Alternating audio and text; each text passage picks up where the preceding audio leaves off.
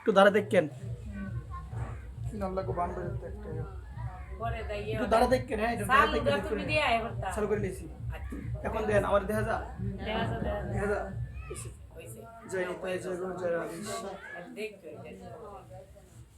না লাগাইলে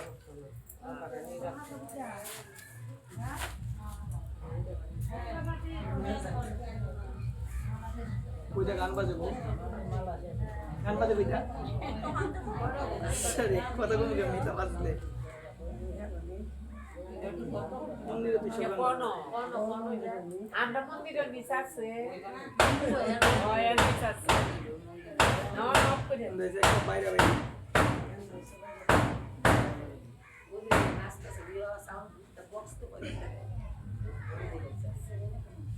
জয় রাধেশ শ্যাম জয় নিতাই জয় গুরু জয় রাধে মায়ের কথা বলুন রাধে রাধে ভক্তবৎসল শ্রী ভগবান অনাদিরাদি গোবিন্দ সর্বকারণের কারণ পরমেশ্বর ভগবান শ্রীকৃষ্ণের মুখ নিঃসৃত বাণী শ্রীমদ ভগবদ গীতার আঙ্গিকে ভাগবতীয় কথা সুদারস অমৃত রস আস্বাদন করার নিমিত্তে আজকে সবাই আমরা এই জায়গায় সমবেত হয়েছি। জয় রাধে শ্যাম। ভগবানের কথায় প্রবেশ করার পূর্বে সর্বপ্রথম সশ্রদ্ধ প্রণাম নিবেদন করছি রাধা গোবিন্দ ভগবানের রাত্রুরাঙ্গা শ্রীচরণ কমলে। সশ্রদ্ধ প্রণাম নিবেদন করছি পরমারাধ্য পরম পূজ্যপা শ্রী বাবা মহারাজ শ্রী 108 বিনোদ বিহারী দাস বাবাজি মহারাজের শ্রীচরণ কমলে। সশ্রদ্ধ প্রণাম নিবেদন করছি উপস্থিত সকলের আপন আপন শ্রী গুরু মহারাজের শ্রীচরণ কমলে। সশ্রদ্ধ প্রণাম নিবেদন করছি উপস্থিত সকল নিতাই অনুরাগী গৌর অনুরাগী সুপ্রিয় নিতাই গৌর ভক্তবৃন্দ, আপনাদের সকলের আপন আপন শ্রী মাতা পিতার শ্রীচরণ কমলে সশ্রদ্ধ প্রণাম নিবেদন করছি সেই সমস্ত গৌর অনুরাগী নিতাই অনুরাগী ভক্তদের শ্রীচরণ কমলে, যাদের চরণ ধুলি বিনে কৃপা বিনে আজ পর্যন্ত কেউ আমার ভগবানকে লাভ করে নাই, কেউ আমার রাধারানীকে লাভ করে নাই, সেই সমস্ত গৌর অনুরাগী নিতাই অনুরাগী ভক্তদের চরণ কমলে আমি অধম নরাধম শ্রী ব্যাসাসন থেকে শতকোটি দণ্ডবত প্রণাম নিবেদন করছি। জয় নিতাই। বাঞ্ছা কল্পতরুভশ্চ কৃপা সিন্ধুভ্য এব চ পতিতানাং পাবনেভ্যো সর্ববৈষ্ণবেভ্যো নমো নমঃ। জয় নিতাই জয় গৌর জয় রাধে শ্যাম। আজকে সবাই আমরা সাপ্তাহিক রবিবারের নেই, আজকেও আমরা সবাই বসেছি। আমি আমার উপস্থিত মায়েদের চরণে আমি অধম নিবেদন করে বলবো মায়েরা আমরা কেউ যেন কোনো কথা না বলি, আমরা অল্প সময় একটু চেষ্টা করব মন প্রাণ দিয়ে আমরা যেন পরমেশ্বর ভগবানের মুখ নিঃসৃত বাণী শ্রীমদ্ ভগবদ গীতার কথা আমরা ধ্যান দিয়ে আমরা যেন শ্রবণ করতে পারি। জয় রাধেশ্যাম। জয় নিতাই জয় গৌর জয় রাধেশ্যাম। আমাদের ভাগবত শাস্ত্র জানিয়ে দিয়েছেন নষ্ট প্রায়েষু অবেদ্রেষু নিত্যং ভাগবত সেবয়া ভগবতী উত্তম শ্লোকে ভক্তির ভবতী নষ্টকে। আমাদের শাস্ত্র জানিয়ে দিয়েছেন আপনি যখন কায়মন বাক্যে আপনি যখন একাগ্রতা সহকারে শ্রদ্ধাযুক্ত হৃদয়ে আপনি যখন ভাগবতীর কথা শ্রবণ করবেন, আপনি যখন গীতার কথা শ্রবণ করবেন, আপনার হৃদয়ে যে সমস্ত অভদ্রতা রয়েছে, যে সমস্ত কামনা বাসনা রয়েছে, ওই ভাগবতীর কথা শ্রবণ করতে করতে সমস্ত কিছু দূরীভূত হয়ে যাবে। একবার রাধে রাধে। এ কারণে সকল ভাগবত ভক্ত চরণে আমি অধম নরাধম এই নিবেদন করব, আমাদের ভাগবত জানিয়ে দিয়েছেন ভাগবতীর কথা মা যদি আমরা ভালোভাবে কায়মনো বাক্যে যদি আমরা শ্রবণ করতে পারি, শ্রবণ করার পরে যেন আমরা আমাদের এই হৃদয় মাঝে যদি সেই ভাগবতের কথাগুলোকে ধরে রাখতে পারে, এই ভাগবতের কথা যদি বিন্দু পরিমাণ একটা কথাও যদি আমি আমার এই অন্তরে স্থান দিতে পারি, অন্তরে যদি রাখতে পারি, ওই একটা কথার মাধ্যমে আমার সমগ্র জীবনের পরিবর্তন হয়ে যাবে। একবার প্রেম সে। এই কারণে শাস্ত্র বলছেন জীবের হৃদয়স্থ যে কামনা বাসনা, মা শাস্ত্র জানিয়ে দিয়েছেন আমাদের হৃদয়স্থ, আমাদের হৃদয়ে যে কামনা বাসনা, যে আসক্তি, সাংসারিক বাসনা গুলো, যে এইগুলো যে আমাদের হৃদয়ে রয়েছে, সমস্ত কিছু দূর হয়ে যাবে কেবলমাত্র তুমি যদি একনিষ্ঠতা সহকারে, তুমি যদি শ্রদ্ধা পূর্বক তুমি ভাগবতীর কথা শ্রবণ করো। একবার প্রেম সে। নষ্ট প্রায়েষু অবেদ্রেষু নিত্যং ভাগবত সেবয়া। নিত্য কার কথা শুনতে হবে মা? ভাগবতীর কথা শুনতে হবে। মন দিয়ে শুনবেন মা, ভাগবতীর কথা শুনতে হবে। এটাও কিন্তু এক প্রকারের প্রসাদ। ভাগবত কথা শ্রবণ করা এটাও কিন্তু এক প্রকারের কি গো মা? প্রসাদ। মন দিয়ে শুনবেন মা। আমরা তো অনেক সময় ভাবি যেটা ভগবানকে নিবেদন করা হয় সেটা হলো প্রসাদ, ভাবি না মা? মন দিয়ে শুনবেন মা, ভগবানকে যেটা নিবেদন করা হয় সেটাও প্রসাদ। আর ভগবানের মুখনিসৃত বাণী গীতা, এটাও কিন্তু ভগবানের অধরামৃত, এটাও হলো প্রসাদ। অধরামৃত মানে কি? অধর মানে হলো বদন, ভগবানের বদন থেকে নিঃসৃত, এই কারণে এটাকে বলা হয় অধরামৃত। কৃষ্ণ কথা, ভাগবত কথা, রাধারানীর কথা, ভগবানকে নিবেদন করা বস্তু যেমন প্রসাদ, ঠিক তদ্রূপ ভাগবত কথা শ্রবণ করা এটা হলো কৃষ্ণ প্রসাদ। একবার রাধে রাধে মা। প্রসাদের গুণমহিমা কেমন? মন দিয়ে শুনবেন। আমার ভগবানের যেমন শক্তি, প্রসাদেরও কিন্তু তেমন শক্তি। আমার ভগবান এবং ভগবানের কথা এবং ভগবানের প্রসাদের মধ্যে যৎ কিঞ্চিত কোনো পার্থক্য নাই, কোনো পার্থক্য নাই মা।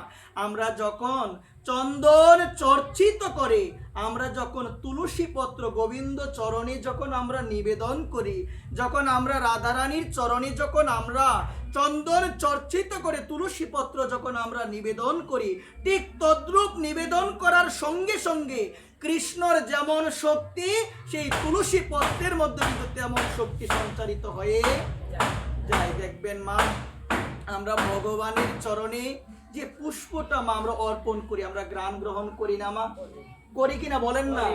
ভগবানের চরণে মা ফুল তো অনেক ফুটে গো মা। সব ফুল কি ভগবানের সেবায় লাগে? লাগায় না। যে ফুলটা লাগে তার জীবন সার্থক মা। এই যে ফুলটা আমরা ভগবানকে নিবেদন করলাম চন্দন চর্চিত করে, এই ফুলটা যে আমি আমার গোবিন্দের চরণে নিবেদন করলাম, আমি আমার করুণাময়ী রাধারানীর চরণে নিবেদন করলাম, এটা সাক্ষাৎ রাধারানীর যেমন শক্তি তেমন শক্তিতে কিন্তু রূপান্তরিত হয়ে গেল। এই কারণে মা লক্ষ্য করে দেখবেন, আমরা ভগবানকে নির্মাল্য মানে পুষ্প দেই না গো মা। ভগবানকে পুষ্প দেই, ভগবানকে মালা গেতে আমরা দেই না মা। মন দিয়ে শুনবেন মা, ভগবানের যেমন শক্তি ওই নির্মাল্য মালার মধ্যে কিন্তু তেমন শক্তি মা। এই মালাটা কি অপবিত্র হয় কখনো মা? ভগবানকে যখন নিবেদন করা হয় এটা হয়ে যায় পরম পবিত্র হয়ে যায়।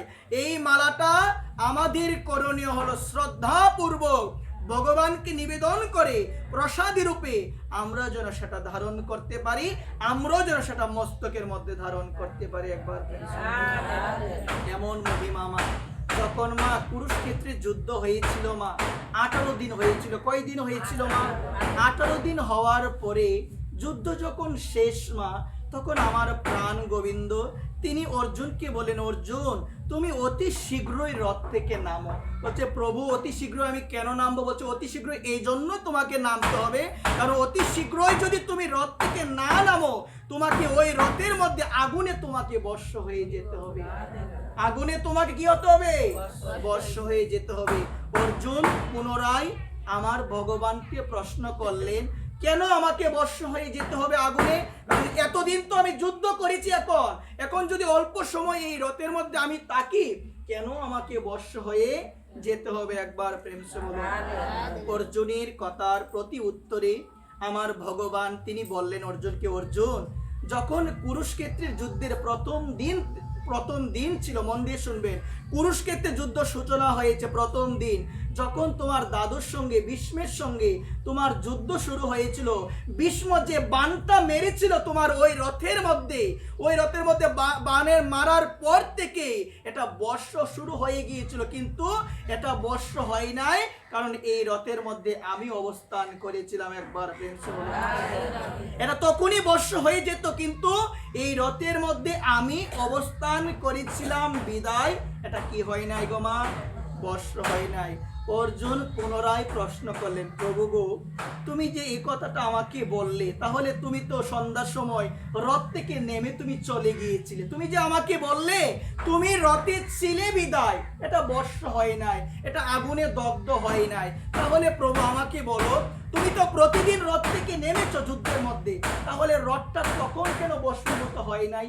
তখন আমার ভগবান বলে, অর্জুন, রথ থেকে যখন আমি প্রতিদিন নামতাম, আমার গলায় যে পুষ্পের মালাটা ছিল, এই মালাটা আমি রথের মধ্যে রেখে যেতাম। একবার কারণ আমার যেমন গুণ, আমার প্রসাদী মালারও তেমন গুণ, আমার যেমন শক্তি, আমার প্রসাদী মালার তেমন শক্তি।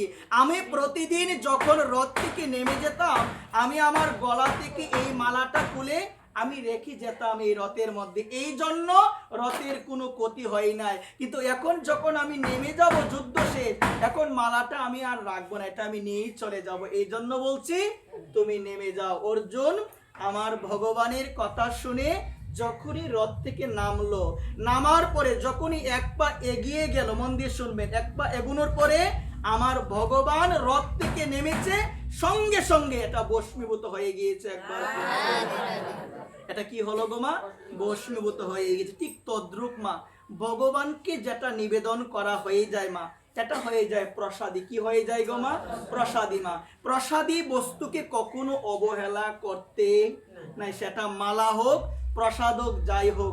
একজন ব্যক্তি তোমার নিকটে গোবিন্দকে নিবেদন করা প্রসাদ যদি নিয়ে আসে, তুমি কি তাকে ফিরিয়ে দিবে মা? তোমাকে একজন ব্যক্তি প্রসাদী নিবেদিত মালা তোমাকে আসলো পরানোর জন্য, তুমি কি না করতে পারবে? যদি তুমি না করো, মন দিয়ে শোনো মা, ওই প্রসাদী মালার চরণে তোমার অপরাধ হবে। আর আমরা এখান থেকে জানতে পারলাম প্রসাদী মালা এবং ভগবানকে নিবেদন করা বস্তু, সেটা হলো ভগবানের অধরামৃত, মানে ভগবান থেকে এটা নিঃসৃত হয়ে যায়, এটা হয় অধরামৃত হয়ে যায়, ভগবান সাক্ষাৎ প্রসাদ রূপে আমাদের জন্য পাঠিয়ে দেয়। এটার চরণে অপরাধ মানে আমার ভগবানের চরণে অপরাধ। একবার কার চরণে অপরাধ গো মা? ভগবানের চরণে। প্রসাদ মানে কি গো মা? প্রসাদ মানে হলো কৃপা। গীতায় ভগবান বলছেন, প্রসাদে সর্ব দুঃখানাং আনি রস্য উপজায়তে। মা, প্রসাদ গ্রহণ করলে মা সর্ব দুঃখ নাশ হয়। মা, প্রসাদ গ্রহণ করলে মনের মধ্যে একটা অন্যরকম আনন্দ আসে। মা, প্রসাদ গ্রহণ করলে চেতনা শুদ্ধ হয়। এই জন্য তো বেদ ভগবান বলছেন, আহার শুদ্ধ, সত্য শুদ্ধ, সত্য শুদ্ধ দুবা স্মৃতি, স্মৃতি লব্ধে সর্বগন্তিনাং বিপ্রমুখ। কি বলছেন? আহার যদি শুদ্ধ হয়, তোমার মন হবে শুদ্ধ। মন যদি তোমার শুদ্ধ হয়, মন যদি তোমার শুদ্ধ হয়ে যায়, মনে যদি শুদ্ধ চেতনা তোমার আসে, তুমি কৃষ্ণ প্রেম লাভ করতে পারবে। একবার প্রেম। এই জন্যই কি বলছেন, যারা রাধারানীর ভক্ত, আমার গৌরের একান্ত ভক্ত, তারা কিন্তু সবার হাতে পায় না। কেন পাই না গো মা? শাস্ত্র বলছে মা, বিষয়ীর অন্ন খাইলে মলিন হয় মন, আর একবার যদি মন তোমার মলিন হয়ে যায়, নহে কৃষ্ণের শরণ, কৃষ্ণের শরণ হবে না। এই জন্য কৃষ্ণ ভক্ত সবার হাতে পায় না, কারণ সবার চেতনা কি একরকম মা? বলেন না একরকম? কি সবার মন কিন্তু একরকম নয় মা। এই জন্য যারা আমার গোবিন্দের ভক্ত, যারা আমার রাধারানীর ভক্ত, তারা কিন্তু সবার হাতে গ্রহণ করে না। একবার প্রেম সে বলো, গ্রহণ করে না মা। এই প্রসাদ যদি তুমি গ্রহণ করো না মা, তোমার চেতনা শুদ্ধ হয়ে যাবে, তোমার আস্তে আস্তে তোমার এই ভববেদিটাও মা তোমার দূরে চলে যাবে। একবার প্রেম সে বলো, রাধে রাধে।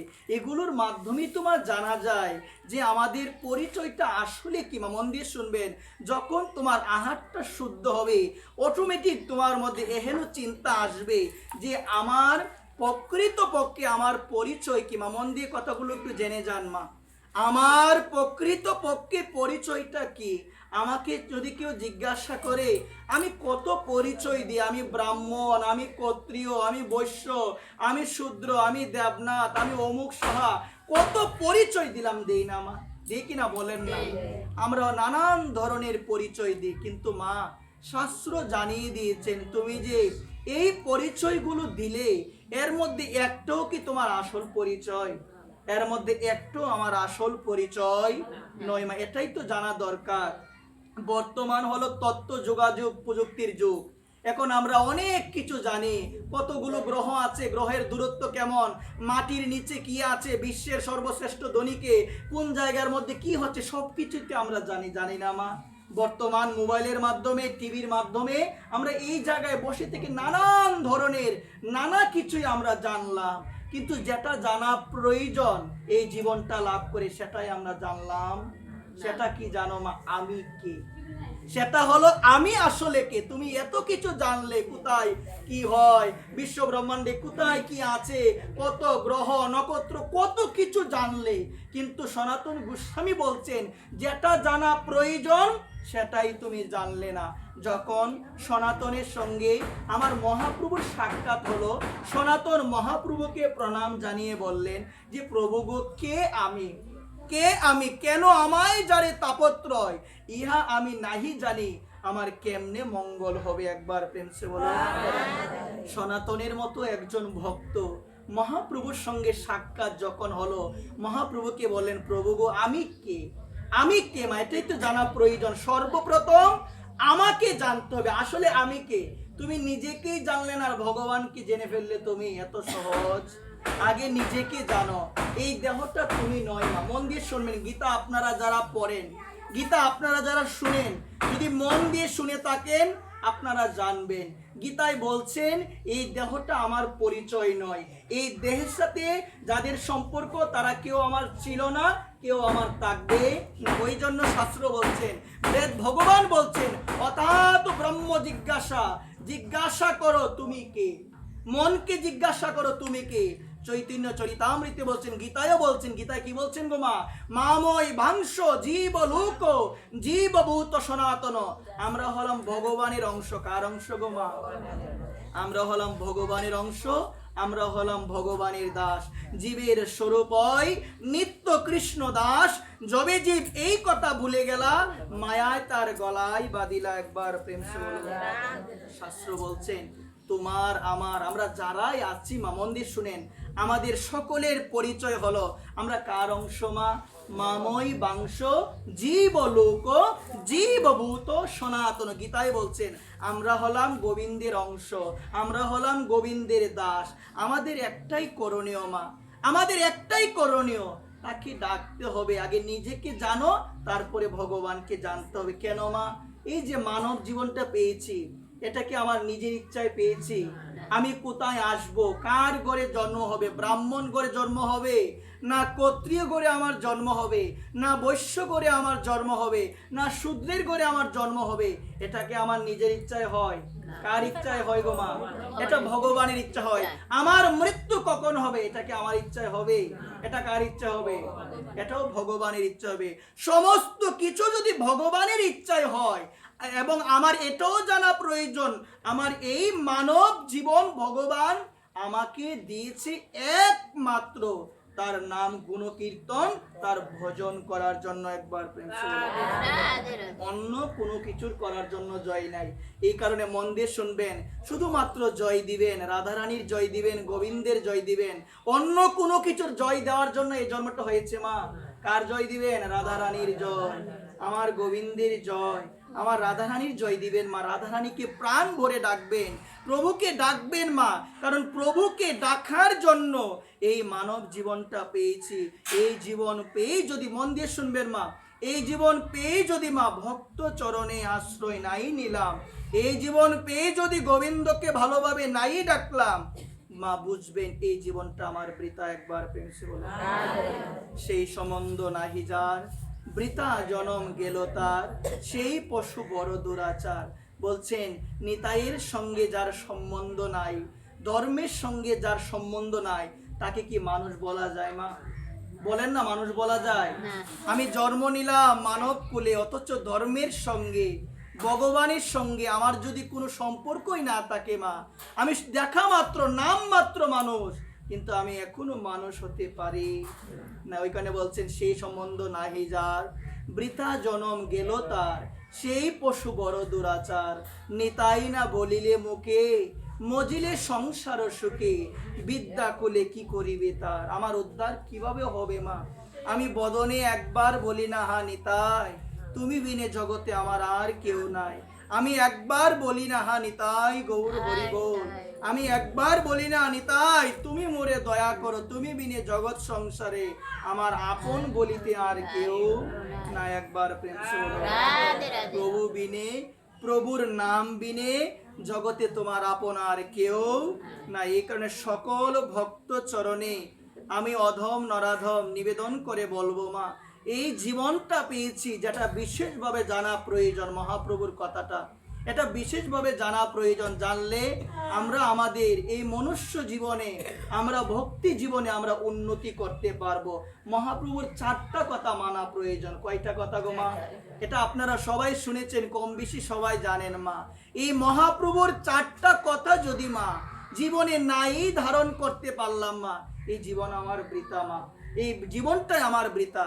এই কারণে মহাপ্রভু বলছেন শিক্ষাষ্টকের 3য় শ্লোকের মধ্যে মা, মন দিয়ে শুনবেন, ত্রিনাদপি শুনি চিন তরোরপি সহিষ্ণু নাম অমানীনা মানধেন কীর্তনিয়া সদাহরি। এই জায়গায় 4টা কথা মহাপ্রভু বলছে। কয়টা কথা গো মা?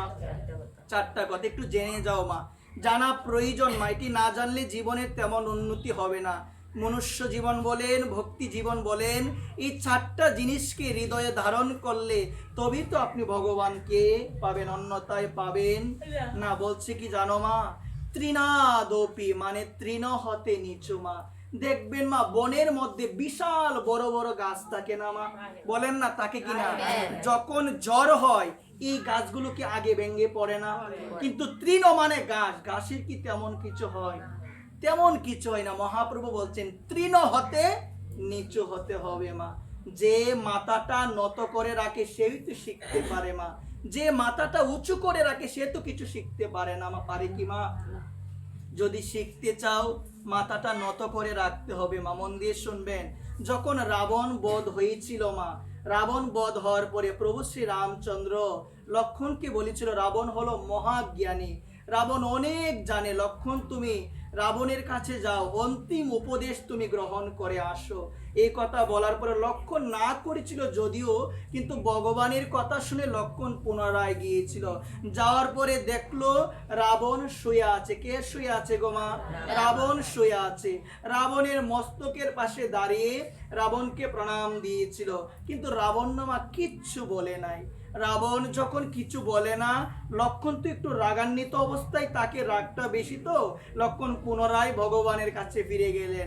ভগবানকে বলেন আমি গিয়েছিলাম রাবণের কাছে, কিন্তু রাবণ তো আমাকে কোনো উপদেশ দেয় নাই।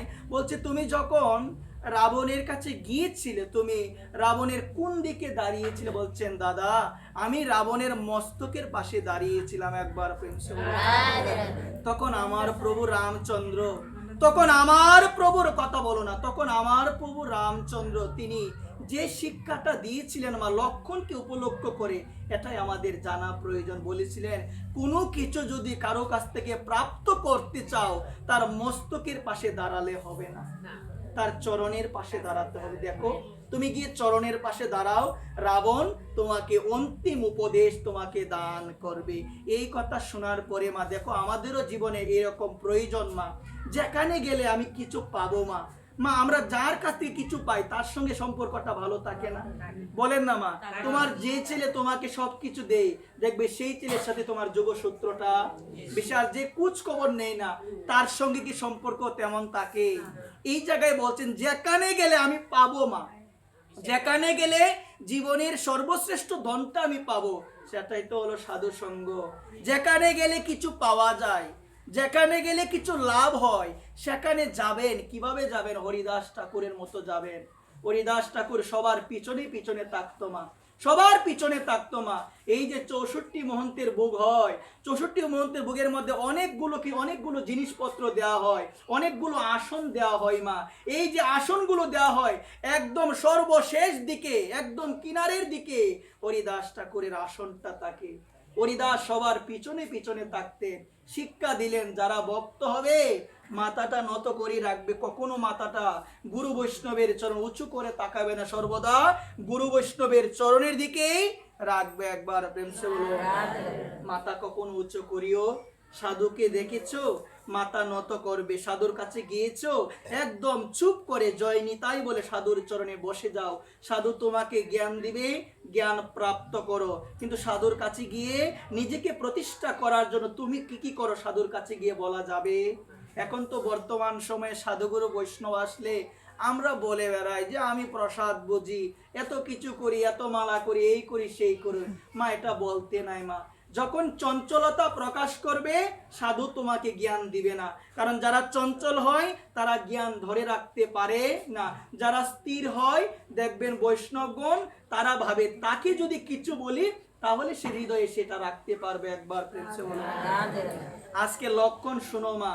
লক্ষণ রাবণকে প্রণাম জানিয়েছে চরণের পাশে গিয়ে। তখন রাবণ বলেছিলেন কেন এসেছো? বলছেন আমার দাদা আমাকে পাঠিয়েছে যেন আপনার কাছ থেকে আমি কিছু উপদেশ নেই, আমি যেন আপনার কাছ থেকে কিছু উপদেশ যেন আমি গ্রহণ করি। আপনি কৃপাপূর্বক আমাকে কিছু উপদেশ দিন। তখনই কিন্তু উপদেশটা দিয়েছিল, আগে কিন্তু দেই না মা। দিয়েছিল মা? দেন উপদেশ কি বলছেন? আমার জীবনে, মন দিয়ে শুনবেন মা, যে আমার জীবনে 3টা ইচ্ছা ছিল, মানে বড় ইচ্ছা। এর মধ্যে 2টা ইচ্ছা হলো অশুভ ইচ্ছা, আর একটা ইচ্ছা হলো, মন দিয়ে শুনবেন কথাগুলো একটু জেনে যান। এই যে আমার জীবনে যে ইচ্ছাগুলো ছিল, ভালো যে ইচ্ছাগুলো ছিল, সেগুলো না আমি পূরণ করতে পারি না। কেন পারি না জানো? কারণ সেগুলো পূরণ করতে গিয়ে আমার মনে ছিল আমি পরে করব। আর যে খারাপ ইচ্ছাটা ছিল এটা আমি সঙ্গে সঙ্গে তৎক্ষণাৎ আমি করে নিয়েছি। বলছেন আপনার জীবনে ভালো ইচ্ছা কি আর খারাপ ইচ্ছা কি? দয়াপূর্বক আপনি আমাকে বলেন, আপনি করুণা করে দয়াপূর্বক আমাকে আপনি বলেন যে আপনার জীবনে শুভ ইচ্ছা এবং অশুভ ইচ্ছা কি ছিল। তখন লক্ষণকে বলেন দেখো আমার জীবনে ইচ্ছাগুলো শুনো মন দিয়ে। আমার জীবনে ইচ্ছা ছিল স্বর্গের সঙ্গে আমি একটা পৃথিবীর সিঁড়ি করব, কিন্তু যখন মনে ইচ্ছাটা এসেছিল না তখন আমি ভেবেছিলাম পরে করব। আমার জীবনে আর কোনোদিন করা হয় না। আজকে ভাবো তো যদি রাবণ সিঁড়িটা করতো আমরা সবাই যেতে পারতাম না? আওয়াজ নাই দি, সবাই যেতে পারতাম। কিন্তু রাবণ কি বলল? আমার জীবনে ইচ্ছা ছিল যে স্বর্গের সঙ্গে একটা সিঁড়ি করব এই মর্তলোকে, যেন সবাই যেতে পারে, কিন্তু আমি ভেবেছিলাম পরে করব, আর কোনোদিন করা হয়ে ওঠে। ওই জন্যই তো শাস্ত্র বলে শুভস্য শীঘ্রম অশুভস্য কাল হরণম। শুভ কাজ তাড়াতাড়ি করো, অশুভ কাজ কাল করব কাল করব, কিন্তু অশুভ কাজে আমরা তাড়াতাড়ি করি। বর্তমানে এমন হয়। বলছেন আরেকটা শুভ ইচ্ছা কি? মন দিয়ে শুনেন। বলছেন আরেকটা শুভ ইচ্ছা কি? তখন বলছেন দেখো আরেকটা শুভ ইচ্ছা ছিল পৃথিবীর মানুষের এত কষ্ট, পৃথিবীর মানুষ এত অনাহারে থাকে, সেটা দেখার পর মনে মনে ভেবেছিলাম যে লবণ সমুদ্রগুলো আছে সমস্ত লবণ সমুদ্রকে ক্ষীর সমুদ্রে পরিণত করব। কিন্তু আমার এই ইচ্ছাটা ছিল আমি পরে করব। বলো না মা, আমি পরে করব। আর করা হলো না গো, আর হলো না। তারপরে বলছেন দেখো খারাপ ইচ্ছাটা কি বলেন? বলছে খারাপ ইচ্ছা কি জানো? আমার জীবনের সব থেকে খারাপ কাজ হলো সীতা মাকে হরণ করা। কিন্তু যখনই এই ইচ্ছাটা আসলো দেরি আর করি নাই, সঙ্গে সঙ্গে করে নিয়েছি। শিক্ষা শুভ কাজ তাড়াতাড়ি করো, পিছিয়ে রাখবে না। ভাগবত পাঠ বলো, যে কোনো ধরনের শুভ কাজ এগুলো আমাদের তাড়াতাড়ি করা প্রয়োজন। অশুভ চিন্তা যদি আসে পরে করব পরে করব, কিন্তু বর্তমান সময়ে অশুভ কাজগুলো আমরা শীঘ্রই করি, শুভ কাজগুলো আমরা পিছিয়ে রাখি। যেমন দীক্ষা নিতে হয় না? এখন বর্তমান সময় দেখবেন দীক্ষাটা পিছাতে পিছাতে আমরা এমন একটা জায়গায় নিয়ে গেলাম, ছেলে হয়ে গেল 20 বছরের, 15 বছরের, 10 বছরের, এখনো মা বাবা দীক্ষাই নেন। আছে না মা? অনেক সময় দেখেন না, লক্ষ্য করে এমন অনেক আছে পরিবারের মধ্যে। কেন হয় জানো এমন? কারণ গুরুদেবকে জানলাম না, গুরুদেবের মহিমা কি বুঝলাম না, যার কারণে ভাবলাম একটা সময় নিলেই তো হয়, ওই চিন্তা করে আজকে এহেন দিনগুলো যাচ্ছে। মহিমা তো আমরা বুঝি না। সদ্গুরুদেব কে, তার সঙ্গে আমার সম্পর্ক কেমন, তিনি আমাকে কি করবেন এবং আমার তার সঙ্গে কেমন সম্পর্ক হওয়া উচিত, আমরা কি এগুলো জানি মা? এই কারণে মায়েদের চরণে নিবেদন, যিনি বৈষ্ণব তৃণাদপি তৃণ হতে নিচু হইয়া সদা লোবে নাম, আপনি নির অভিমানী অন্যে দিবে মান। মন দিয়ে শোনো মা, এখানে বলছেন প্রথম যেটা আমাদের হৃদয়ে রাখতে হবে, তৃণ হতে নিচু, মানে গাছের মতো থাকতে হবে। কিসের মতো গো মা? গাছের মতো, মানে নিচু হয়ে থাকতে হবে। তারপরে বলছেন তরুরপি সহিষ্ণু নাম, গাছ মা দেখবেন দাঁড়িয়ে থাকে, কত রুদ্র ঝড় বৃষ্টি কত কিছু হয় না, গাছ কাটে না মা। দেখো মা, এখান থেকে শিক্ষা নিতে হবে, ধৈর্যের শিক্ষা। ভক্তির জীবনে মা একটা অন্যতম গুণ হলো তার হৃদয়ে কিছু থাকুক বা না থাকুক মা, ধৈর্য থাকবে। কারণ ভাগবতী বলছেন ধীরতে পশ্যন্তি, ভগবানকে যদি পেতে চাও ধীর মানে হৃদয়ে ধৈর্যকে ধারণ করতে হবে। বাধা আসবে, জীবনে কষ্ট আসবে, নানান ধরনের কঠিন পরিস্থিতি আসবে, ধৈর্য রেখে গোবিন্দের প্রতি বিশ্বাস রেখে তুমি গোবিন্দের নাম করে যাও, তোমার অশুভ সময়গুলো একদিন শুভতে পরিণত হয়ে যাবে, একবার হয়ে যাবে মা। মন দিয়ে শোনো, এই জন্য বলছেন তরুরূপী সহিষ্ণু নাম, গাছের মতো ধৈর্য। শুকাইয়া মরে গাছ, জল কারো কাছে মাগে? মাগে কি? গাছকে কাটে, কাটিলেই তরু যেন না কিছু বলোয়, কিচ্ছু বলে না। ঠিক সেই রকম যে বৈষ্ণব একদম স্থির থাকবে, কিচ্ছু কাউকে বলবে না মা, আজে বাজে কোনো কথা তো বলবেই না মা, এবং কারোর সঙ্গে ঝগড়াতে লিপ্ত হবে, একদম স্থির থাকবে মা। স্থির থেকে ভগবানের নাম করবে। কি বলছে তারপর? অমানিনা মানো দেন, অমানিনা মা, মা সম্মানের আকাঙ্ক্ষা কাদের থাকে গো মা, জানা প্রয়োজন মা। যারা ভক্ত হয় না মা, সম্মানের আশা করে কখনো করে না যে আমাকে সম্মান করবে, এইরকম মনোভাব তাদের থাকে না। তারা ভাবে আমার মতো দীন দরিদ্র কাঙ্গাল, আমার মতো অভাজন জগতে আর কেউ নাই, কেউ নাই, কেউ নাই। তারা এইরকম, এই জন্য মা তারা সম্মানের আশা করে না। আজকে কারো বাড়িতে গেলাম, কেউ আমাকে সম্মান দিল না, আমি কষ্ট পাই। কিন্তু মা আমার যদি সম্মানের আশাটা নাই থাকে, তাহলে কি আমি কষ্ট পাবো না? আর যদি সম্মানের আশা না করে কারো বাড়িতে গেলাম, কেউ সম্মান দিল, তখন বুঝতে হবে এটা রাধারানীর কৃপা, ভগবানের কৃপা। আর যদি না দেয়, বুঝবো আমি তো সম্মান পাওয়ার কোনো যোগ্যতাই নাই, আমার মতো অধম জগতে আর কেউ না। এই ভাবটা বৈষ্ণবদের থাকতে হবে। আমাকে যদি কেউ সম্মান নাও দে, অমানি না মানো দেন, তুমি সবাইকে মান দিবে। চারটা কয়টা হলো গো মা? তুমি সবাইকে মান দিবে। বর্তমানে মান দেওয়াটা এমন হলো যে আমাকে মান দেই, আমিও দেখবেন তাকে মান দেই, যে আমাকে মান দিল না আমি কি তাকে মান দেই?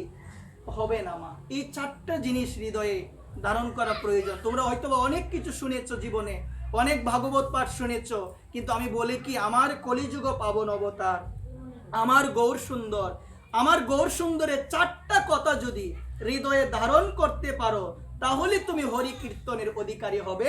প্রকৃতপক্ষে তোমার হৃদয় থেকে নাম হবে কীর্তনিয়া সদা হরি। হরি কীর্তনের তারাই হলো প্রকৃতপক্ষে অধিকারী মা। এই জন্য মা তৃণ হতে নিচু প্রথমে হতে হবে, তারপরে গাছের মতো বৃক্ষের মতো ধৈর্য জীবনে ধারণ করতে হবে।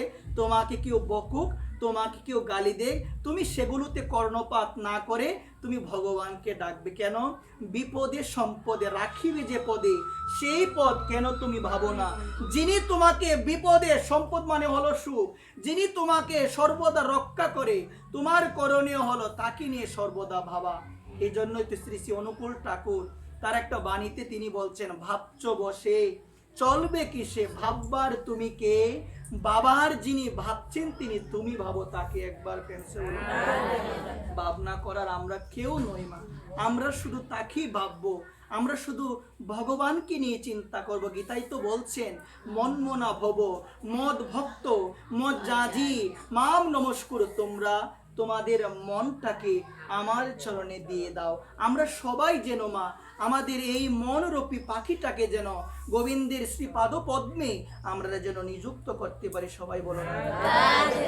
দেখবে মা, মন যখন তুমি গোবিন্দকে ভালোবেসে দিতে পারবে, দেখবে তোমার সর্বদা মা রাম রাম রাম, জয় নিতাই, জয় গৌর, জয় রাধে, সর্বদা কৃষ্ণ চিন্তা হবে। এই নামের মহিমা কেমন জানো মা? শাস্ত্রী অনেক সুন্দর দৃষ্টান্ত দিয়েছেন। এক সময় দেবর্ষি নারদের মনে ইচ্ছা হলো যে রাম নামের মহিমা কি একটু জানতে হবে আমাকে। তিনি গেলেন, কার কাছে গেলেন মন দিয়ে শুনবেন, স্বয়ং দেবাদিদেব মহাদেবের কাছে গেলেন। কারণ দেবাদিদেব মহাদেব তিনি পঞ্চমুখে রাম নাম করেন, পঞ্চমুখে রাম নাম করেন ত্রিপুরারি। তার একটা নাম হলো ত্রিপুরারি। ত্রিপুরাসুরকে বধ করেছিলেন আমার মহাদেব, এই জন্য তার নাম কি গো মা? ত্রিপুরারি। মন দিয়ে শুনবেন মা, তিনি পঞ্চমুখে রাম নাম করেন। আমি এক মুখে করে আমার কত বড়ায়, তিনি পঞ্চমুখে করেন মা। মন দিয়ে শুনবেন, তিনি ভগবানের কাছে প্রার্থনা করেছিলেন। যখন মহাদেবের এক মাতা ছিল, ভগবানের কাছে প্রার্থনা করে বলেছিল, প্রভু গো, আমি আমার এক মস্তকে তোমার নাম করে আমি থাকতে পারবো না, তুমি আমাকে 5টা মাথা দাও, আমি যেন এই 5 মাথা দিয়ে তোমার নাম করতে পারি, আমি যেন আমার এই পঞ্চমস্তকে তোমার নাম করতে পারি। নারদের মনে যখন ইচ্ছা হলো যে রাম নামের মহিমা কি, এটা মনে হয় কে বলতে পারে গো? এটা বলতে পারবে সাক্ষাৎ দেবাদিদেব মহাদেব, উনি তো পঞ্চমুখী করেন, উনি বলতে পারবে। উনার কাছে গেলেন, দেবাদিদেব মহাদেবের ধ্বনি দিতে দিতে নমঃ শিবায় নমঃ শিবায় নমঃ শিবায় শ্রী শিবায় নমস্তুভ্যাম শ্রী শিবায় নমস্তুভ্যাম ধ্বনি দিতে দিতে গেলেন তার কাছে, প্রণাম জানিয়েছেন। জানানোর পরে বললেন যে আমি আপনার কাছে এসেছি, আমার একটা নিবেদন। বলছে বলো। বলছে আপনি পঞ্চমুখে রাম নাম করেন, কৃপাপূর্বক আপনি আমাকে বলেন এই রাম নামের মহিমাকে, আমি জানতে ইচ্ছুক, আমার হৃদয়ে বাসনা এসেছে যে রাম নামের মহিমাকে আমি জানতে চাই, আপনি বলেন। বলছে আমি তো রাম নাম করি, মহাদেব বলছেন, কিন্তু রাম নামের মহিমা তো আমি জানি। বলো না সবাই রাধে রাধে। রাম নামের মহিমা তো আমি জানি। জানে কে? বলছে জানবে ব্রহ্মা জানতে পারে। কে জানতে পারে? ব্রহ্মা, স্বয়ম্ভু ব্রহ্মা জানতে পারে। ব্রহ্মার কাছে গেলে তুমি জানতে পারবে। মন দিয়ে শুনবেন মা, ব্রহ্মার কাছে গেল। মা কার কাছে গেল গো? ব্রহ্মার কাছে গেল। ব্রহ্মাকে প্রণাম জানিয়েছেন। প্রণাম জানানোর পরে ব্রহ্মার চরণে নিবেদন করছেন যে আমার মনে একটা প্রশ্ন এসেছে, আপনি কৃপাপূর্বক, আপনি করুণাপূর্বক আমার সেই প্রশ্নের উত্তর দিয়ে আপনি আমাকে কৃতার্থ করুন। বলছে কি প্রশ্ন? প্রশ্ন করলেন যে রাম নাম তো আমরা করি, এই রাম নামের মহিমা কি আপনি বলেন আমাকে। বলছেন দেখো এটা তো আমিও জানি। জানে কে গো? মন দিয়ে শুনবেন, জানে যমরাজ। মন দিয়ে কথাগুলো লক্ষ্য রাখবেন। এই যে বৈষ্ণব ধর্ম আমরা বলি মা, এই বৈষ্ণব ধর্মের প্রবর্তক ছিলেন 12 জন। কয়জন গো মা? দাপর যুগ পর্যন্ত ছিলেন 12 জন। আর এই কলিযুগের মধ্যে বৈষ্ণব তো বলি, কিন্তু মহাপ্রভুর স্বীকৃত বৈষ্ণব হলো 3.5 জন। কয়জন গো মা? স্বরূপ দামোদর, রায় রামানন্দ, সিকিমাইতি এবং হলো মাধুরী দেবী, 3.5 জন। আর দাপর যুগ পর্যন্ত কয়জন ছিল? 12 জন। এর মধ্যে যম আছে, স্বয়ম্ভু আছে মা, এর মধ্যে নারদ আছে, কপিল আছে, মনু আছে, এর মধ্যে স্বয়ং দেবাদিদেব মহাদেবের মধ্যে আছেন মা। এর মধ্যে অনেকেই আছেন, মন দিয়ে শুনবে, ব্রহ্মা থেকে শুরু করে, এর মধ্যে বিষ্ণু থেকে শুরু করে অনেকেই আছেন, প্রহ্লাদ থেকে শুরু করে অনেকেই আছেন মা। বৈষ্ণব ধর্মের প্রবর্তক কয়জন গো মা? 12 জন হলো মহাজন। মন দিয়ে শুনে যান কথাগুলো মা, শুনে যান। যমরাজ তিনিও কিন্তু ভগবানের একজন পরম ভক্ত, ভগবানের একজন পরম ভক্ত যমরাজ। কিন্তু যমরাজের মনে একটা দুঃখ, আমি এমন একটা জায়গায় আছি যেখানে ভক্তরা আসে না। নরকে কি ভক্তরা যায়? আওয়াজ দিয়ে বলেন, যায় কি কৃষ্ণ ভক্ত? আমার মনে একটাই দুঃখ, কারণ ভক্ত তো চাই, ভক্ত আসুক, ভক্ত সঙ্গ করব, মনে দুঃখ। একদিন লক্ষ্য করে দেখলেন তার দুয়ারে, তার নিকটে যাচ্ছে কে গো? দেবশ্রীপাদ নারদ। তার বিনা যন্ত্রের মধ্যে বলছে নারায়ণ নারায়ণ। আমরা ছোটবেলায় পড়তাম, মন দিয়ে শুনবেন মা, যে নারদ নামের ব্যাকরণে আছে অর্থ, যিনি নারায়ণকে দান করে তিনি তো হলো নারদ।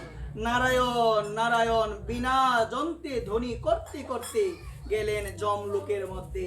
যাওয়ার পরে ভক্ত আসলে ভক্তির করণীয় হলো তাকে বিষ্ণুর মতো তাকে সম্মান করতে হবে।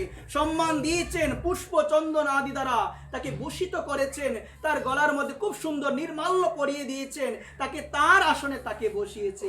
বসানোর পরে বলছেন আমি আপনার কি সেবা করতে পারি, কৃপাপূর্বক আপনি আমাকে বলেন। এই কথা বলার পরে মন দিয়ে জেনে যাও মা, বৈষ্ণব আসলে কেমন সম্মান করতে হয় একটু জানো।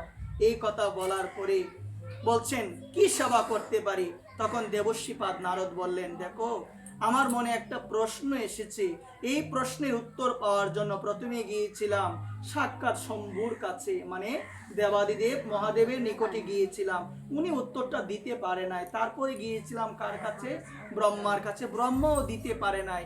তারপরে তারা বলেছে আপনার কাছে আসার জন্য, এই জন্য এসেছি, মনে এই আকাঙ্ক্ষা আপনি আমার সেই প্রশ্নের উত্তর দিয়ে আপনি আমাকে কৃতার্থ করিবেন। বলছে বলো কি প্রশ্ন, যদি জানা থাকে বলবো, যদি জানা থাকে বলবো। বলছেন যে রাম নামের কি মহিমা। এই কথা বলার পরে আজকে যমরাজ করজোর করে বলছেন আপনি কি মহিমা শুনবেন না নিজের চোখে দেখবেন? বলছেন এটা আবার কি কথা, নিজের চোখে দেখলে তো আর শোনার প্রয়োজন নাই, নিজের চোখে দেখলে তো আর শোনার প্রয়োজন না, আমি দেখতে চাই। বিচিত্রগুপ্তকে ডাক দিলেন, বলছে বিচিত্রগুপ্ত তুমি এইদিকে আসো। যমরাজের দুই দিকে দুইজন থাকে, চিত্রগুপ্ত, বিচিত্রগুপ্ত। ডাক দিলেন কাকে? বিচিত্রগুপ্তকে। বলছে একটা কাপড়, শক্ত কাপড় নিয়ে আসো। শক্ত কাপড় আনার পরে নারদ মুনির দুইটা চোখ বেঁধে দিলেন। কয়টা চোখ বাঁধলেন? তারপরে যমলোকের যে নরক কুণ্ড রয়েছে ৮৬,০০০ নরক কুণ্ড, মা ৮৬,০০০, ৮৬,০০০ কি শাস্তি একটু জেনে যাও। বেশি বলবো না, কয়েকটা কথা বলবো, যাদের পড়াশোনা আছে একটু জানবেন কি পাপ করলে কি শাস্তি। বিশ্বাস রাখো, এখন তো তুমি গর্বে উন্মাদ হয়ে তুমি বিশ্বাস করো না এগুলো, তুমি বলো নরক স্বর্গ কিচ্ছু নাই, একদিন তোমাকে দাঁড়াতে হবে, দাঁড়াতে হবে। ইসকনের যিনি প্রতিষ্ঠাতা আচার্য ছিল প্রভুপাদ, তাকে একসময় একজন ভক্ত প্রশ্ন করেছিলেন যে আপনি এত হরিনাম করেন, এত নাচেন, এত গান আপনি হরিনাম করে, যদি আপনি জানেন মৃত্যুর পরে ভগবান নাই কি করবেন? কি করবেন আপনি? তিনি শান্ত থেকে উত্তর দিলেন যে তুমি তো ভগবানকে ডাকো না, কারণ তুমি বিশ্বাস করো ভগবান নাই। ধরো এখন তুমি মারা গিয়েছো, মারা যাওয়ার পরে যদি তুমি দেখো ভগবান আছে, তুমি কি করবে? তুমি তো ফেসে যাবে। কিন্তু এখন আমি ভগবানের নাম করি, এটা আনন্দই এক প্রকারের, ভগবানের নাম করি, নাচি গাই, প্রসাদ পাই, কি অমৃত। যদি মৃত্যুর পর নাও থাকে আমার ক্ষতি হবে না, ক্ষতিটা তোমারই হবে। একবার ক্ষতিটা তোমারই হবে। এটার মতো আনন্দ কিছু আছে? আছে কি বলেন?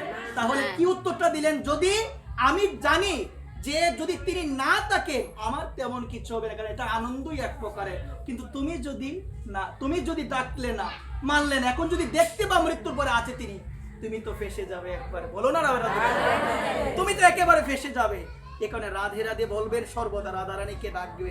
দুইটা চোখ বাঁধলো, ৮৬,০০০ নরক কুণ্ড, মা শুভ কাজ, বিবাহ বলেন, অন্নপ্রাশন বলেন, এগুলোর মধ্যে যারা শাস্ত্র না জেনে, যারা অখাদ্য কুখাদ্য সবাইকে খাওয়াচ্ছে, তাদের কি শাস্তি হবে জানো তোমরা?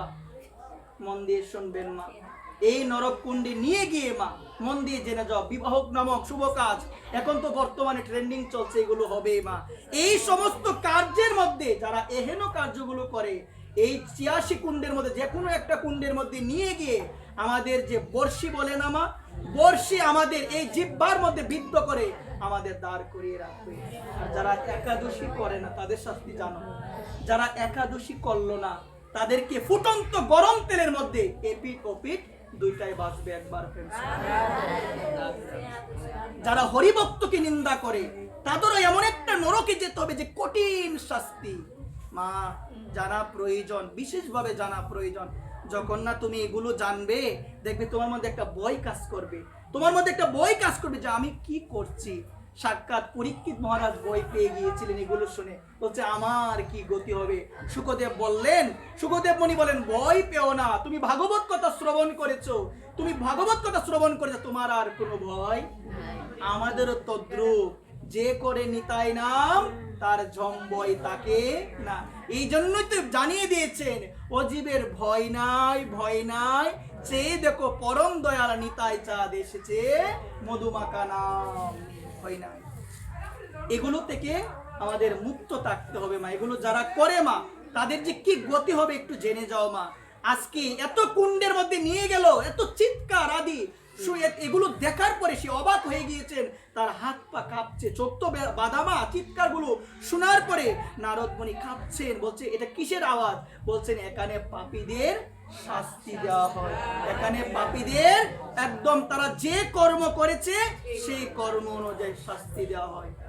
মা যখন আমরা যমলোকে যাব, তখন আমরা সব বলতে পারবো। আমাদের একটা দেহ দিবে, তুমি ভুলে যাবে সব কর্মের কথা, তোমাকে ভিডিওতে দেখানো হবে কি কি করেছো। আফসোস তারা, তখন আর কিচ্ছুই থাকবে কি থাকবে গো, শুধু আফসোস। আহাইরে যদি এটা না করতাম, কেন এটা করলাম। এখানে মন দিয়ে শোনো মা, এই যে এখানে গেলে যে কি শাস্তি দেওয়া হয় আজকে দেখো মা, মন দিয়ে একটু শুনে যাও। এইরকম দৃশ্যগুলো দেখার পরে মা সে বলে উঠলো, কি বলে উঠলো গো, রাম রাম রাম রাম রাম রাম রাম, জয় শ্রীরাম জয় শ্রীরাম জয় শ্রীরাম বলে উঠলো। তার চোখের বাঁধনটা খুলে দিল। খুলে দেওয়ার পরে মন দিয়ে শোনো, এখন তো আর কাউকে দেখতে পাই না, মন দিয়ে শোনো, কাউকে দেখতে পাই না। তখন বলো, তুমি একটাবার নিচের দিকে তাকাও তো। কে বললো গো কথাটা মা, কথাটা কে বললো? যমরা। নিচের দিকে তাকাও। নিচের দিকে যখনই তাকালো নারদ মুনি দেখে কোনো পাপী আর নাই, সবাই চলে গিয়েছে পুষ্পরত করে বৈকুণ্ঠে চলে গেছে। এটা কিভাবে হলো? অবাক হয়ে গেল, এটা কিভাবে হলো? তারা কিভাবে এত পাপী, এত অল্প সময়ের মধ্যে তাদের উদ্ধার কিভাবে হলো? বলছেন, এখনো কি আপনি জানেন না? এখনো কি আপনি বুঝেন না? আপনার মতো একজন ভগবানের পরম ভক্ত, আপনি এসেছেন সাক্ষাৎ নরক কুণ্ডের মধ্যে, এবং আপনার শ্রীমুখে ধ্বনিত হলো জয় সীতারাম জয় শ্রীরাম জয় শ্রীরাম। ওই আপনার মুখে নাম শুনে ওই নরক কুণ্ডের মধ্যে যত পাপী ছিল, শাস্তি ভোগ করার জন্য এসেছিল, তারা সবাই উদ্ধার হয়ে পুষ্পরত করে তারা বৈকুণ্ঠে চলে যাবে। তখন বুঝতে পারলো যে রাম নামের মহিমা, যে একবার বলে রাম রাম মন থেকে, একবার বলে হৃদয় থেকে যদি একবার বলে, সমস্ত কিছু তার খণ্ডন হয়ে যাবে। যত ধরনের পাপ থাকুক, যত ধরনের তাপ থাকুক, সমস্ত কিছু থেকে সে মুক্তি লাভ করতে পারবে। আজকে নারদ যমরাজকে বলেন, আমি বুঝে গিয়েছি রাম নামের মহিমা কাকে বলে। এহেন শাস্তি দেখিতে বলেছিল, রাম রাম রাম, কি শাস্তি, কাঁপছে এবং বলছে রাম রাম রাম।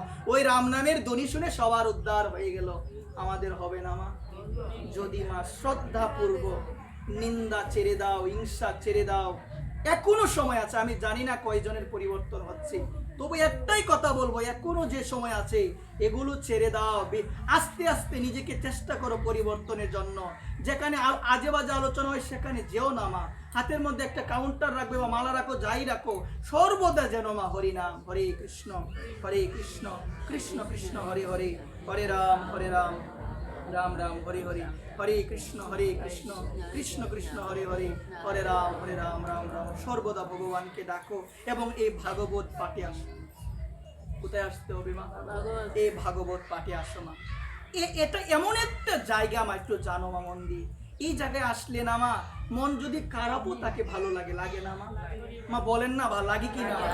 সবার ভাগ্য হয় না মা, সবার ভাগ্য হয় না এই জায়গায় আসার। অনেকে আসে আবার বলে প্রতিদিন তো শুনি। এই কথাটা যারা বলে আমার খুব কষ্ট লাগে, কিন্তু আমি বলি না, খুবই কষ্ট লাগে। কেন যা লাগে জানেন? কারণ আমরা শাস্ত্র ভালো করে জানলাম না, বুঝলাম না পাঠ কি জিনিস গো, যে একবার শুনেছো আর শুনতে হবে না। অনেক কিছু জেনে গিয়েছো, এরকম ভাবনা আসেন অনেক সময়। এটা ভুল মা। যেখানে পাঠ হয় মা, সেখানে যাবেন, শিখবার জন্য যাবেন, যেন কিছু হলেও আমি শিখতে পারি। ধ্যান দিবেন, মন প্রাণ দিয়ে শুনবেন মা। এখনই প্রণামী কেন দিচ্ছেন? কথা হচ্ছে মা, কথা বলো না। এখানে সকল ভক্তচরণে এই নিবেদন, মন প্রাণ দিয়ে শুনতে হবে। এই ভাগবত পাঠ এখানে যদি নিয়মিত আসো মা, নিয়মিত, শাস্ত্র তো বলছেন নিত্যং ভাগবত সেবয়া, ভাগবত পাঠ শুনো, ভাগবত খাও, ভাগবত মাথায় নাও। দুইটা কথা, ভাগবত খেতে হবে। এই প্রসঙ্গে খুব সুন্দর একটা দৃষ্টান্ত আছে। সরল দাস নামে আমার প্রভুর একজন ভক্ত ছিল। নামটা কি গো মা? তোমরা সবাই শুনছো তো ভালোভাবে? পিছন দিকে কথা হয় মা, এইদিকে কথা হয় মা, একটু সাবধানে থাকবেন মা। আমাদের মা অনেক সময় দেখা যায় পাঠ হলে আমাদের করণীয় হলো আমরা যেন সবাই শান্ত থাকতে পারি। একটু জানার চেষ্টা করো মা, জীবনটা অনেক ছোট মা। এই ছোট জীবনে শেষের দিকে আমরা চলে এসেছি। তোমার ঘর বাড়ি কিচ্ছু যাবে না, যাবে শুধু এই হরি নাম, এই হরি কথা এবং আমার প্রভু শ্রী হরি যাবে, আর কেউ যাবে। একটু শুনে যাও, ধ্যান দিয়ে, মন প্রাণ দিয়ে একটু ভগবানের কথা শোনো মা। হিংসা বিদ্বেষ আর রাখিও না অন্তরে মা। এই অন্তরে জায়গা দাও।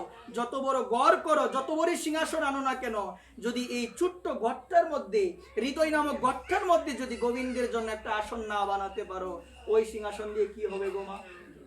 কিচ্ছু হবে না মা, কিচ্ছু হবে না। এই জন্য শোনো মা, সরল দাস যার নাম সরল, প্রাণ সরল, মন সরল, সব সরল।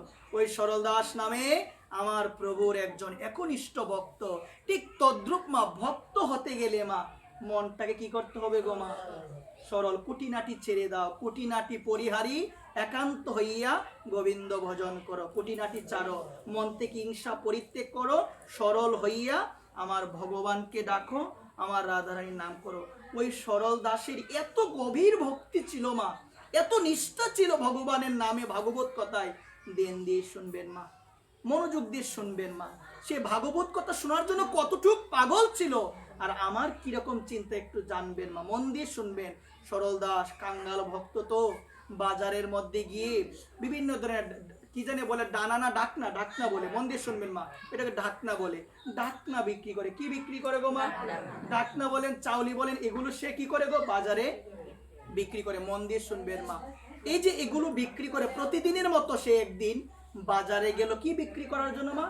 ডাকনা বলেন, চাউলি বলেন, সেগুলো বিক্রি করার জন্য গেল। একটু মন দিয়ে জেনে যান, বিক্রি করার জন্য গেল, বাজারে বসেছে। তো ভক্ত, ভক্তের কাছে তো ভক্তই আসে। একজন ভক্ত এসে বলল, কি গো আজকে তুমি বাজারে এসেছো, তুমি কি শুনো নাই অমুক জায়গার মধ্যে আজকে ভাগবত পাঠ হচ্ছে?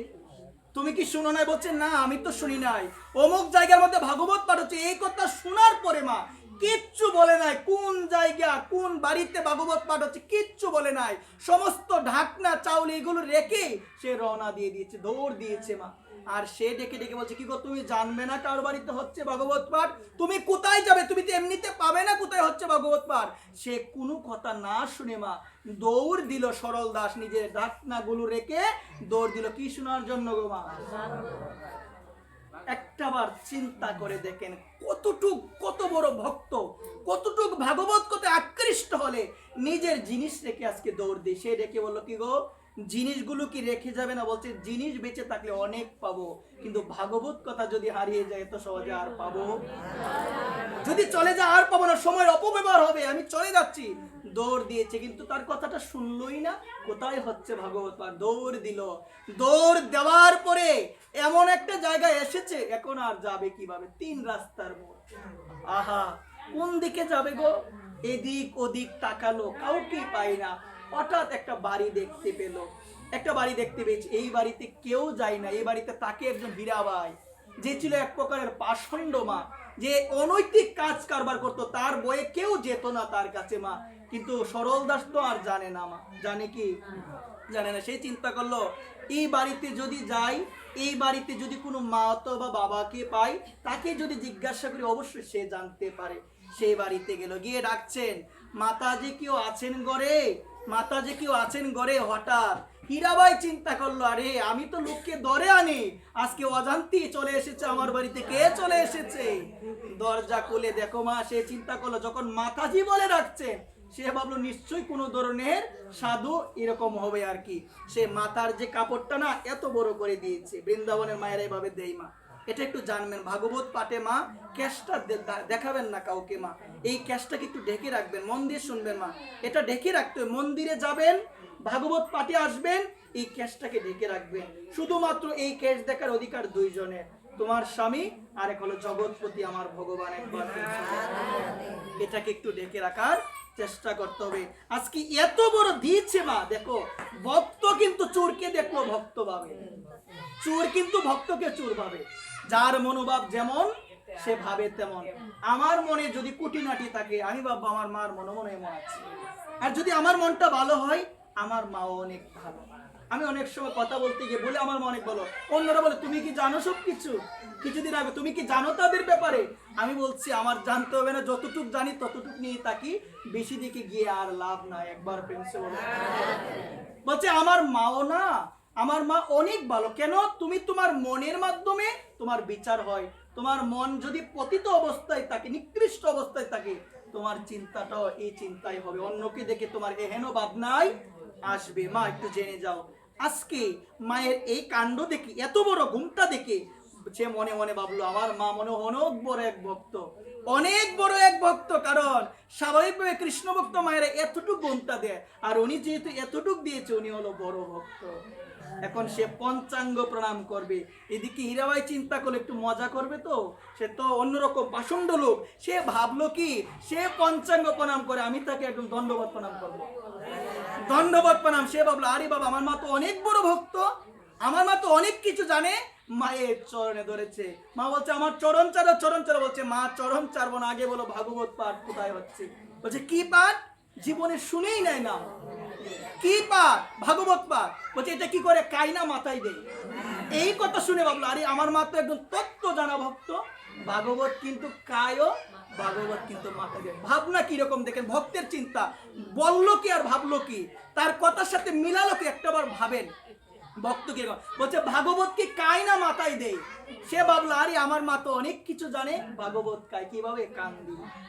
ভাগবত কিভাবে কায়? মানে ভাগবত কথা শ্রবণ।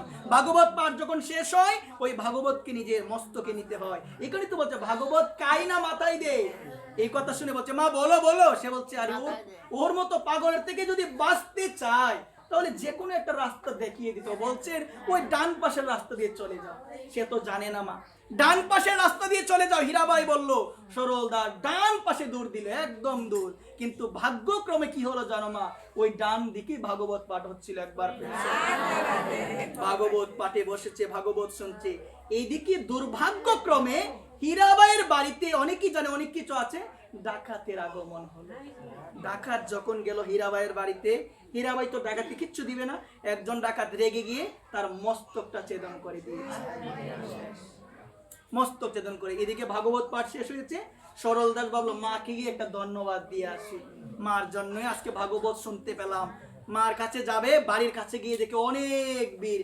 একজনকে বললো যে মায়ের বাড়িতে তো বীর কেন? বলছে তোমার মাকে একজন মেরে দিয়ে চলে গিয়েছে, গলা একদম কেটে দিয়ে চলে গিয়েছে। আকাশের দিকে তাকিয়ে ভগবানকে বলেছিল প্রভু গো এই মাকে তুমি উদ্ধার করিও।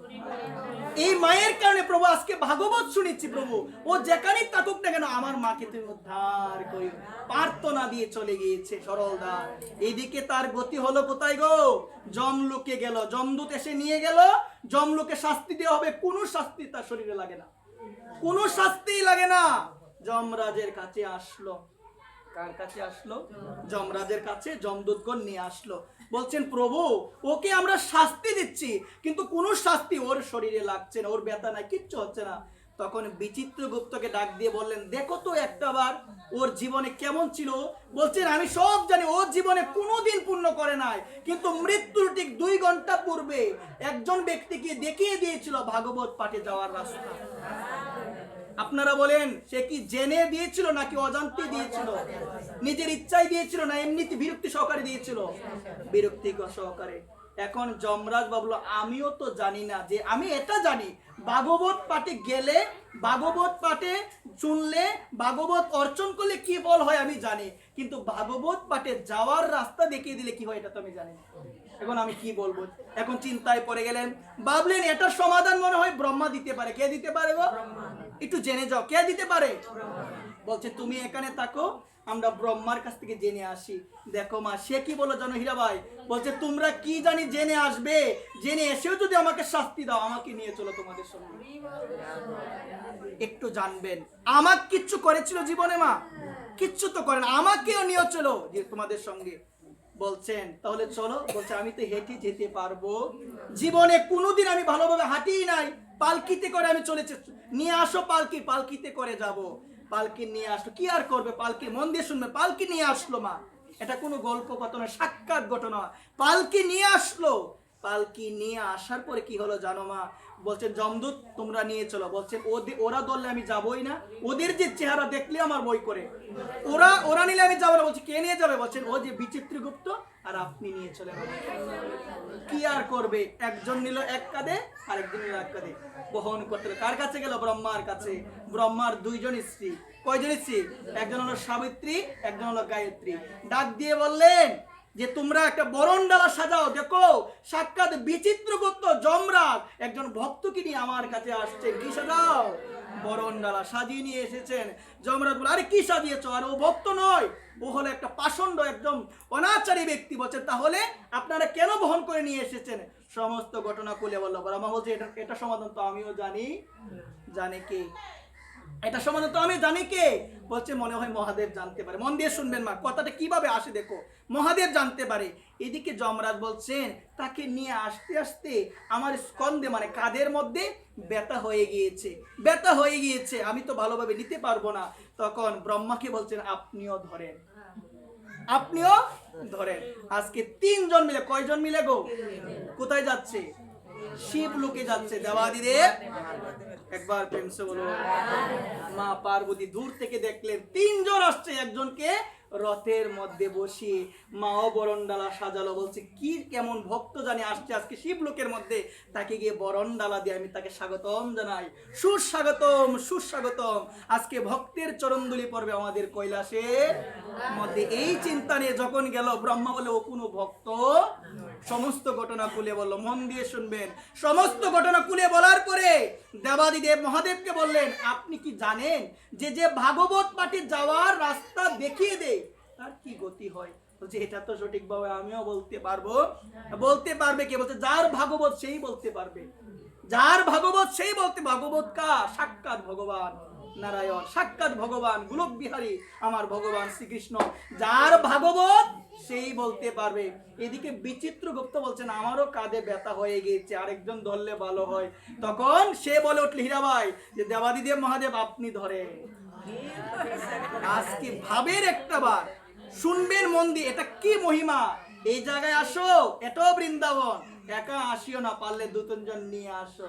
মহিমা অনেক এটার রয়েছে। একা আসিও না, চেষ্টা করবে। না করেছে আবার বলো, না করেছে আবার বলো, সেই বলবে একদিন। আর এত করে বলে যাই না, আজকে একটা বার চাই। এটার যে কি ফল, বলার বাইরে। একবার প্রিন্সে বলো, রাধে রাধে। মা মন দিয়ে জেনে যাও, আজকে 4 জনের স্কন্ধে চেপে যাচ্ছে কোথায় গো? যাচ্ছে বৈকুণ্ঠ লোকে। গোবিন্দ গোবিন্দ গোবিন্দ গোবিন্দ গোবিন্দ গোবিন্দ বলে বলে আজকে যাচ্ছে। মা মন দিয়ে শুনে, যখনই বৈকুণ্ঠের মধ্যে গেল, বৈকুণ্ঠের মধ্যে যাওয়ার পরে আমার ভগবানকে প্রণাম জানিয়েছে। ভগবানকে তদ্র প্রশ্ন করলেন। ভগবান তো সব জানেন। ভগবান বলছে, কে বক্তব্য যে 4 জন বহন করে নিয়ে এসেছো আমার কাছে? বলছেন, এ কোনো ভক্ত নয় প্রভু, এ কোনো ভক্ত নয়, এত অনাচারী ব্যক্তি। সমস্ত ঘটনা খুলে বলে জিজ্ঞাসা করলো, প্রভু ওর প্রশ্ন দেখো, মন দিয়ে শুনেন, প্রথম থেকে কিভাবে এসেছে ইতি বৃত্তান্ত খুলে বলার পর বলছেন, ওর জীবনে একটাই কাজ ছিল, পুণ্য কাজ। জীবনে কিচ্ছু করে নাই, শুধুমাত্র একদিন ভাগবত পাঠে যাওয়ার এক ভক্ত সরল দাসকে রাস্তা দেখিয়ে দিয়েছিল। প্রভু এর ফল কি হয় আপনি বলেন। প্রভু এর ফল কি হয় আপনি বলেন। প্রভুকে বলার পর প্রভু একটা মুচকি আসে দিল। বলছে, এখনো তোমরা জানো না? এখনো তোমরা জানো না? বারবার বলছে, এখনো তোমরা জানো না? বলছে, না। বলছেন যে একবার ভাগবত পাঠে যাওয়ার রাস্তা দেখিয়ে দে, তাকে তোমাদের মতো 4 জন পালকিতে করে আমার কাছে নিয়ে আসে। বলো, তাকে ব্রহ্মা, তাকে নারদ, বিচিত্রগুপ্ত, তাকে যমরাজ, দেবাদিদেব মহাদেব, তোমাদের মতো 4 জন ভক্ত স্কন্ধে চাপিয়ে নিয়ে আসে, যে একবার ভাগবত পাঠে যাওয়ার রাস্তা দেখিয়ে দে। মন দিয়ে শুন। প্রণামী দেওয়ার জন্য দিয়ে দেন। প্রণামী কোথায় এনেছেন দেন আমাকে। দেখি আছে কত দিতে পারেন। রাধে রাধে। শেষ করে দেব, চালাবো একটু পরে। রাধে রাধে। এই কারণে আমি কথা শুনেন মা, কথা আমি তো মাঝে মধ্যে কেন বলি, মা শুনো, কষ্ট পেও না। মা মা মা মা শুনো, শুনো মা, মা কথা, মা মা এখানে কথা বললে সমস্যা। মা শুনো, আমি মাঝে মধ্যে কেন বলি জানেন, ভিডিও হয়তো ওই দেখা যায় ভিডিওর মধ্যে কথা উঠলে আর দেওয়া যায় না, এই জন্য বলি। কেউ কষ্ট পেও না রাধে, এমনি মা মজা করে বলেছি রাধে রাধে। একটু পরে দিবেন, জয় নিতে শেষ করে দিব। জয় জয় শ্রী রাধেশ্যাম, জয় নিতাই, জয় গুর। তাহলে এই জায়গায় আমরা কি শিখলাম মা? যে মন থেকে, দেখো মন থেকে কিন্তু দেই নাই। আর আমরা যদি মন থেকে ভাগবত পাঠে আসি কি হবে মা? বলো না, কি হবে মা? তাহলে সকলের জন্য নিবেদন, মন দিয়ে শুনবেন কথাগুলো। যেখানে ভাগবত পাঠ হবে, নিমন্ত্রণ পাও বা না পাও মা, সেই জায়গায় যাবে। আর যদি নিমন্ত্রণের অভিলাষ মনে মনে থাকে, বুঝতে হবে হৃদয়ে এখনো আছে পাখি, অহংকার পাখি। একবার প্রেম সে বলুন। জয় নিতাই, জয় গৌর, জয় রাধেশ্যাম। ভাগবত কথা এখানে বিশ্রাম দিব। বিশ্রাম দেওয়ার পূর্বে সকল গৌর অনুরাগী নিতাই অনুরাগী ভক্ত চরণে আমি অধম নিবেদন করে বলবো, পাঠের মধ্যে অসংখ্য ভুল ত্রুটি হয়েছে, আপনারা সবাই কমা সুন্দর দৃষ্টিতে দেখবেন। জয় রাধেশ্যাম, জয় নিতাই, জয় গৌর, জয় নিতাই। নিতাই গৌর সীতানাথ।